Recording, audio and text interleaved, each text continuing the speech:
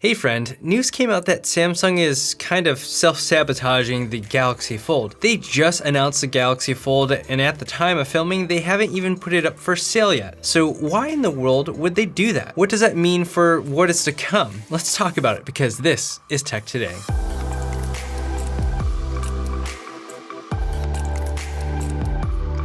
Maybe it's because the price of the Galaxy Fold at almost $2,000 has widely been met with criticism from the majority of people who have even heard of the Galaxy Fold. I mean, it is really expensive, but not as expensive as the Huawei Mate X at $2,600. Speaking of the Huawei Mate X, maybe it's because mere hours after Samsung had their Unpacked event, Huawei was straight up copying Samsung's marketing to troll them, and then days after released the Mate X, which essentially stole most of the excitement away from the Galaxy Fold.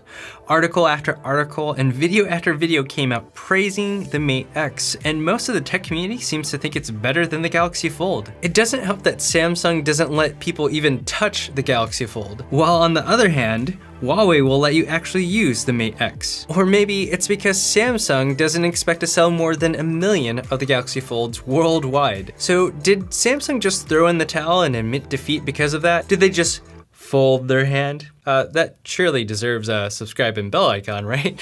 So you're probably thinking, Brandon, what are they doing that is self-sabotaging? Well, news came out that Samsung is taking their foldable display technology and trying to sell it to companies like Apple and Google by sending them samples for potential devices that they can work on in the coming years. Even though Huawei and Oppo already have their own foldable phones, which they announced at Mobile World Congress this year, Samsung is also trying to gain them as customers for their products as well. So why in the world would Samsung want to give their competitors access to their proprietary, higher quality technology? Wouldn't that be self-sabotaging for the Galaxy Fold? Well, in a way, but you have to remember that Samsung isn't just one company, but a ton of different companies. Did you know they sell insurance? Yeah, it's crazy. It's a bit like how Disney owns many media companies, but they all sit under the Disney umbrella. This is a corporate structure of individual businesses. Samsung Display sells to Samsung Mobile, so that means Samsung Display is motivated to sell this new technology to as many people as possible, and that helps bring the cost of producing them down. Currently, they can produce 2.4 million displays a year, but they want to increase their demand so they can produce 10 million per year. And the only way that happens is by selling it to more companies. As I've mentioned in my initial video on the Samsung Galaxy Fold,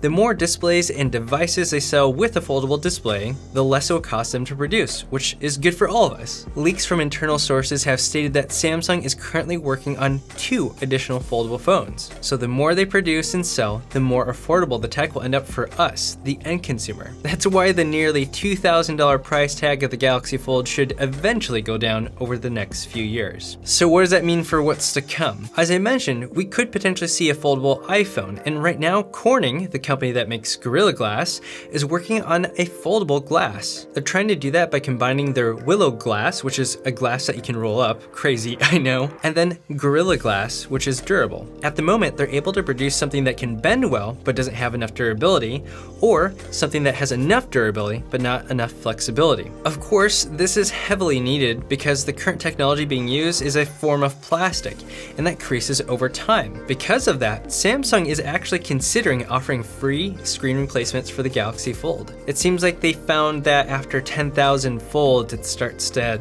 retain a crease. 10,000 doesn't seem like a lot in a weird way. What do you think? So overall, what do you think about what Samsung is doing? Do you think it'll harm the Galaxy Fold sales, or do you think it's a good thing for all of us as it helps make foldable screen devices more obtainable for us? Let me know by leaving a comment or by joining the This Is Tech Today community Discord chat. There's a link down below. And make sure you have the bell icon turned on so that you can be notified of when I post my upcoming videos on the Galaxy S10 Plus. Let me know of some specific things that you want me to check out. Thank you for watching This Is Tech Today, where we talk about the intersection of technology in our everyday lives, in business, and in all things creative. Until next time.